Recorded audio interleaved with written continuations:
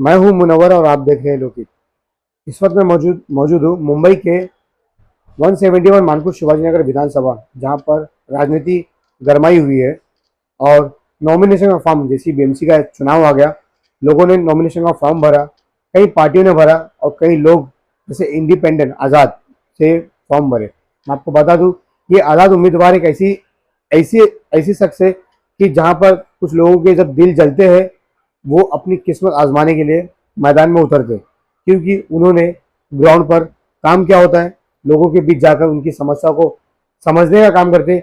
और जैसे नाली, गटर, पानी, जो ये मामला है, ये लगातार सिलसिला चलता रहेगा। पर आज हमारे साथ में बात करने के लिए मौजूद है 134 के हजरत अली, जो उनकी वाइफ आज़ाद उम्मीदवार से फॉर्म भरे। हम बात करेंगे आखिर में उनका क्या मुद्दा है और क्यों आज़ाद उम्मीदवार से फॉर्म भरने की कोशिश हुई। क्या कहेंगे? सबसे पहले लोकहित में आपका स्वागत है हजरत अली भाई।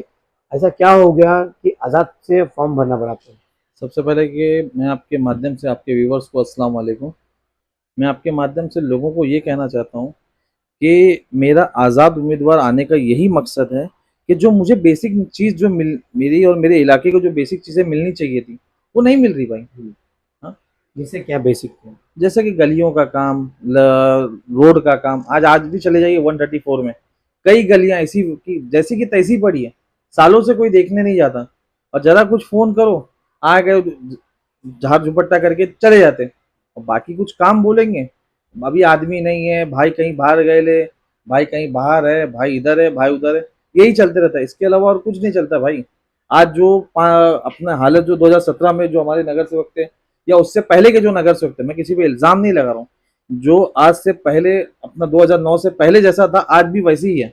मतलब कोई चेंजेस नहीं हुआ? कुछ चेंजेस नहीं भाई। क्या चेंजेस? आपको क्या 3 साल से नगर सेवक का इलेक्शन नहीं था, हो सकता फंड नहीं हो, क्यों? क्योंकि बीएमसी से हमारी थी पूरा। तो बीएमसी के पास फंड नहीं था तो हमारे एमएलए साहब थे, एमपी साहब थे। मैं किसी को ब्लेम नहीं कर रहा हूँ यार। एमपी एमपी साहब का काम था, एमएलए साहब का काम था, कहीं ना कहीं से तो काम आ रहा था। अब जब आप बता रहे कि नगर सेवक नहीं था, तो फिर ये बैनर कहाँ से आते थे कि फला काम फला आदमी के फंड से हो रहा है, फला काम फला फला भाई के कोशिशों से हो रहा है? जब ना वो नगर सेवक थे ना कुछ थे, तो फंड आ कहाँ से रहा था? कोशिश कहाँ कर रहे थे वो? ये भी तो सोचने वाली बात है ना। उस टाइम में जरा गली का थोड़ा सा कचरा निकाल देंगे तो बोल देंगे फला आदमी के फंड से काम हो रहा है।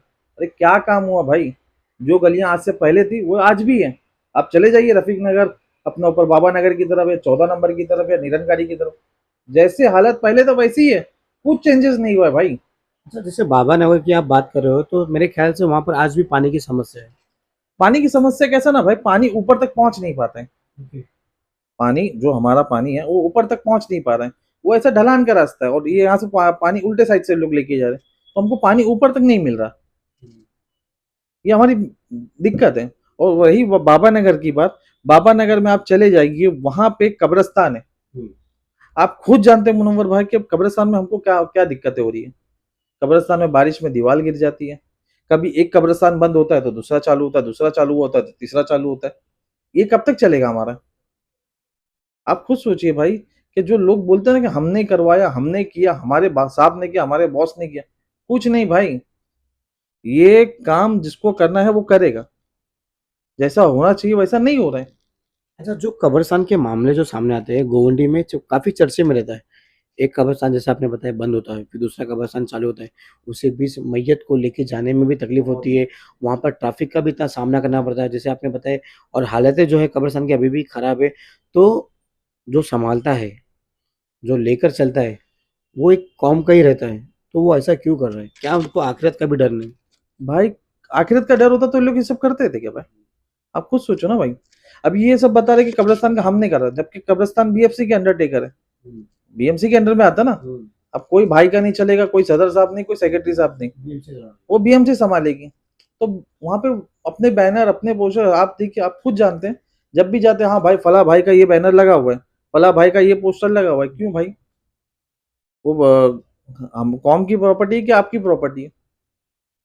वहां पे लाइट का मसला है। आप चले जाइए, आज रात को आप दौरा कीजिए, स्ट्रीट लाइट का मसला है। जब भी कंप्लेंट करेंगे हम उनके आदमी को, हम खुद कहा, मैंने खुद कहा हूं कि भाई यार लाइट चालू करवा दो। हमने खुद कंप्लेंट की, मेरे पास एविडेंस है भाई, मैं आपको बताने को तैयार हूँ कि भाई इस हम लोग को जो लाइट का फेस करना पड़ा, बाबा नगर का हिस्सा, रफीक नगर का हिस्सा, और सेम यही प्रॉब्लम हो रही है निरंकारी में। आप निरंकारी की तरफ चले जाइए, अंदर के हिस्से में आज भी अंधेरा है, और पीछे अपना 14 नंबर 15 नंबर अपना कर्नाटक बुद्ध विहार का एरिया है, सब वैसी हालत है भाई, कुछ चेंजेस नहीं है। तो कैसे विकास होगा फिर? अगर जैसे लोग अच्छी प्रतिनिधि को चुनेंगे नहीं तो तब कैसे विकास होगा फिर? भाई विकास के लिए कहीं ना कहीं अवाम के साथ साथ नेता भी जिम्मेदार है। हम्म, अब मैं रहता हूँ कहीं हम्म, और मैं आके इलेक्शन लड़ रहा हूँ कहीं और, तो अगर अवाम को मुझसे मिलना रहेगा तो मुझे उनके बीच में रहना पड़ेगा भाई। जी। अब कोई रहता है फला दूसरी जगह पे, वो आके इलेक्शन लड़ रहा है इधर पे हमारे इधर, मैं यहाँ पैदा हुआ हूँ भाई, मैं इसी इलाके में पैदा हुआ, यहीं बड़ा हुआ हूँ, यहीं मेरी पढ़ाई हुई है। अच्छा, एक नारा भी चल रहा है कि इस बार जो है स्थानिक उम्मीदवार लोग यही कह रहे हैं कि जो यहाँ का है उनको ही टिकट दी जाए, उनको ही एक बार चांस दी जाए। तो ऐसे कई लोग हैं जो मैदान में उतरे हैं। जब आपने एबी फॉर्म जब भरा था, साइन की करने की सोचे थे आपने, तो आपने ऐसा क्या सोचे थे जनता के लिए, क्या सोचे थे कि क्या बदलाव होगा उस बीच आपने जब साइन किया? भाई मैंने ये सोच के ये भी फॉर्म भरा हूँ कि भाई मैं ऐसे बहुत सारे काम है जो मैं खुद कर सकता हूँ, ऐसी बहुत सारी स्कीमें हैं जो गवर्नमेंट की हमको गवर्नमेंट की तरफ से मिलती है, मगर मालूमात हमारे को नहीं होने की बिना पे जो हम तक नहीं पहुंच पाती है। जैसे हॉस्पिटल हो गया, हॉस्पिटल का सबसे बड़ा मसला है। हॉस्पिटल है ही नहीं। अभी जैसे एक नाथ शिंदे जी ने जो है हॉस्पिटल निकाला था, वो हॉस्पिटल कहीं वार्ड में देखने को नहीं मिलता। अगर देखने को भी मिलेगा तो मेरे ख्याल से उसकी हालत जो है, स्थिति एकदम खराब है। जैसे जो आपला दवाखाना आपने जो बोला, आपला दवाखाना, ये हमारे पास पूरे गोवंडी में सिर्फ शायद एक ही है जहां तक मेरी मालूमात है, वो वार्ड नंबर 136 के कहीं वो हाँ। कोई जावेद खान साहब का कोई हॉल है, हम्म। उन्हीं का उसी में कहीं उसके आसपास कहीं चालू हुआ 136 में। तो और आपला दवाखाना अपने और कहीं नहीं है गोवंडी में भाई। तो ऐसा क्यों? इतना बड़ा स्कीम सरकार का, लोगों को इतना फायदा होगा, पर यहाँ पर जो प्राइवेट स्कूल है प्राइवेट हॉस्पिटल जो है लगातार ओपनिंग होती जा रही है, नई नई हॉस्पिटल ओपनिंग हो रही है, तो उसी बीच कहीं ना कहीं जो सरकार की जो योजना है लोगों से छुपाई जा रही है। अरे भाई हॉस्पिटल खोलने वाले भी हम हैं, उसका उद्घाटन करने वाले भी हम हैं, और राजनेता भी हम हैं।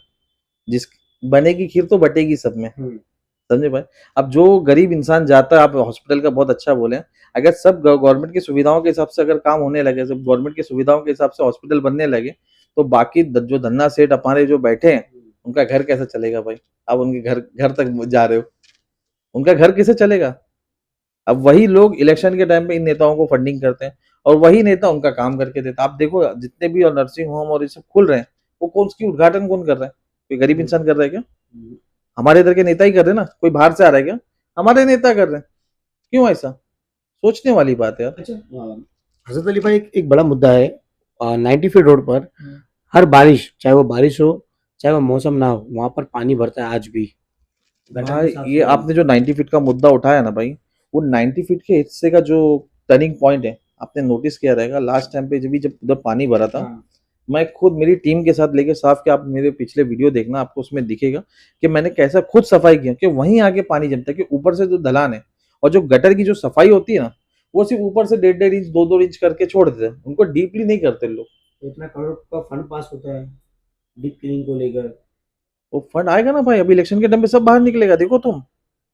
अभी इलेक्शन अभी नजदीक है ना, अभी जो रैलियों में 500-500 रुपए दे के 1,000 आदमी 2,000 आदमी बुला रहे हैं, अगर 1,000 आदमी 500 रुपए के हिसाब से गए ना भाई, 5 लाख रुपया बनता है। और वैसे 3-3 4-4 हजार पब्लिक लेके जा रहे हैं, सीधा सीधा 20 लाख का हिसाब है सब। एक 25,000 की नौकरी के लिए, एक 25-20-25 हजार की नौकरी है ना सब, उसके लिए आप करोड़ों खर्चा कर क्यों कर रहे हो? हाँ बाद में घसट सके, अरे बाद भाई, में लूट सके, लोगों को गुमराह कर सके। भाई ये मेरा नहीं है, मेरे आदमी को दे देना भाई, ऐसा ऐसा बोलते लोग। भाई मेरे इसमें मेरा कुछ नहीं है, मेरे आदमी को दे देना, ऐसा बोलते लोग। अभी आज आप कोई भी मामूली सा गरीब इंसान अगर घर बनाएगा, तो उसको क्या कहा जाता है कि भाई मेरे को मत देना, मेरा कुछ है ही नहीं इसमें, मेरे आदमी को देना। ये घर का जो मुद्दा बताया आपने, हकीकत में यही है क्या कि कहीं भी घर बनता है तो कुछ लोग जाके पहुंच जाते हैं वहां पर, पहुंचते हैं भाई। मतलब खुद चूसने के लिए? अरे भाई दीमक है भाई, दीमक। मेरे खुद का घर बना था, मेरे घर पे आए थे भाई, मजाल अपन वो कर दे अपन। नहीं भाई, अपन किसी को ना आग देंगे नहीं, अपन अपने सिस्टम के हिसाब से चलना ले, हम जो कानून के हिसाब से हम लोग करने वाले लोग हैं। तो जैसे आज जनता अगर आपको चुनकर देती है, जनता अगर आपको चुनकर देती है, तो क्या लगता है जो आप मुद्दे जो बता रहे हो मुझे, क्या उस मुद्दे पर आप भी खड़े उतरोगे कि जिस तरह से जो है फंडिंग आया, फंडिंग गुल हो गया, घर के काम हो गए, घर बनने के बाद में जो नाम से जो पैसे लिए जाते हैं, उसके बाद में हॉस्पिटल हो गए, नाली गटर चालू, ये तो चलता रहेगा क्योंकि ये बीएमसी का भी काम है, बीएमसी भी करा सकती है। आज इतना सोशल मीडिया का ज़माना है कि ट्विटर पे तुम एक लोकेशन भेज कर करो तो फ्री में काम हो जाता है वो। भाई आपने जो बोला ना सही बोला। आप जो बता रहे कि गली रोड नाले का जो मुद्दा है, अगर मैं ये सब में कमीशन ना खाऊं, अगर मैं खर्चा कर रहा हूँ तो कल उसमें से मुझे कमीशन खाना पड़ेगा।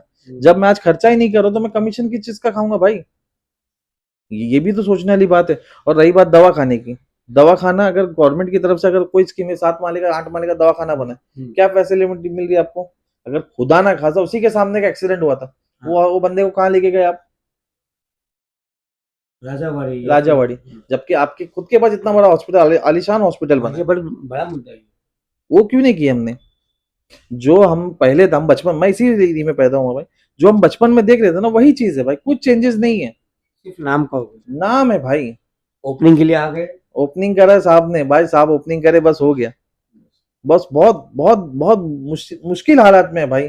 आपको बहुत एकदम बोल के ना एकदम हद के पार हो गई है, इसके लिए मैदान में उतरना पड़ा अपने को। तो ये जो चुनाव है अभी 9 साल के बाद समझ लो है, अगर आप एग्जैक्ट पकड़े जाएंगे टाइमिंग, तो 9 साल के बाद ये चुनाव आया है। लोगों में काफी एक उम्मीद है, हो सकता है कोई हमारा जो प्रतिनिधि जो आए वो हमारा विकास करे, हमारा हर चीज करे। तो क्या लगता है आपको, 9 साल के बाद जब चुनाव आया तो लोग कैसे गुमराह हो गए, या लोगों को कैसे समझाएंगे आप?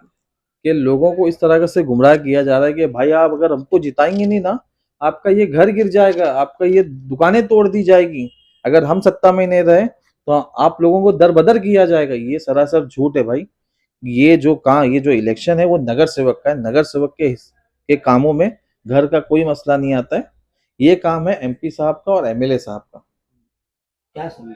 नहीं, ये यही है ना कि एमएलए साहब के हाथ में आता है, एमपी साहब के हाथ में, नगर सेवक के हाथ में नहीं आता। अब ये इलेक्शन ये लोग यही मुद्दा बना रहे हैं कि आप हमको नहीं जिताओगे तो आपका घर गिर जाएगा। ये लोगों में डर पैदा किया जा रहा है साहब। मतलब जिन लोगों ने बनाया, जिन्होंने घर बनाया कि भाई अगर आप हमको नहीं जिता रहे तो ये घर गिर जाएगा, ये डराया जा रहा है। मतलब लोग डर कर वोट देंगे ऐसे। लोग डर के ही वोट देंगे ना भाई। अगर भाई हम फला आदमी को नहीं जिताएंगे, ये तो कह रहा है कि अगर मैं हार गया तो समझो आपका घर गया। लोगों में तो डर का माहौल बनेगा ना भाई। आप क्यों ऐसा कर रहे हो? आपको लड़ना है लड़ो, मना नहीं है। आप अपने काम की बुनियाद पे वोट मांगो। अच्छा हजरत भाई, एक मुद्दा है, अगर आप इसका जवाब दोगे तो अच्छा है, नहीं तो फिर कोई बात नहीं। एक अल्लाह रसूल की भी बात चल रही है, जा रहे हैं वहां पर तो तुमको रसूल का वास्ता, अल्लाह का वास्ता, मतलब मैं किसी पार्टी का नाम नहीं लूंगा, एक ऐसा वीडियो वायरल हो रहा है, क्या कहेंगे ऐसे लोगों को, ऐसे फितनाओं को क्या कहेंगे जो एक मुस्लिम समुदाय के लोगों को ही गुमराह कर रहे, विकास की कोई बात नहीं कर रहा है, सिर्फ हिंदू मुस्लिम करके जो है वोटिंग मांगने की कोशिश किया है, इसके बारे में क्या कहेंगे? साहब जो विकास में और जो हिंदू मुस्लिम करके वोट मांगा जा रहा है ना, ये सरासर गलत है भाई। इस देश में जितना हक एक हिंदू का है उतना मुसलमान का है, जितना एक दलित का है उतना सिख का है, इसमें कोई दो राय नहीं है ना। और जो लोग अपना जो उसकी राजनीति कर रहे हैं धर्म की, और जो उसके नाम पे वोट मांग रहे हैं, सरासर गलत है। उनको ये सब नहीं करना चाहिए। आप वोट मांगो, अपने काम पे मांगो यार। काम पे वोट कौन नहीं देगा आपको? अगर मैं काम किया हूँ, आप मेरे एरिया में चले जाइए, अगर मेरा काम अगर उनको अच्छा लगता रहेगा तो मुझे वोट देंगे, अगर नहीं देंगे, देना रहेगा नहीं देंगे, कोई मसला नहीं भाई। क्या क्या लास्ट में क्या संदेश देंगे जनता को? मैं जनता को यही संदेश देना चाहूंगा भाई कि ये आपके इलाके का बच्चा है, कोई बाहर से आया हुआ नहीं है। अगर आप मुझे जिता के देते हो ना, आपसे घर का पैसा लिया जाएगा, ना आपके गली रोड या झाड़ू के उसमें से कमीशन खाई जाएगी, ना कोई अपना बंदा आपका वहां से दत्तक बस्ती लेगा। जो जो बीएमसी के द्वारा आएगा उनसे काम करवा के दिया जाएगा। ऐसा नहीं कि हम आपसे आज बोल रहे कल मुकर जाएंगे। इस बात को आप नोट करके रखना। इंशाल्लाह अगर अल्लाह ने मुझे जीत दिया, ना आपका घर का पैसा लिया जाएगा, ना गटर का आपकी कमीशन खाई जाएगी। जो गवर्नमेंट से बेसिक सुविधा आएगी वो सीधा आप तक पहुंचेगी, बीच में कोई नहीं रहेगा।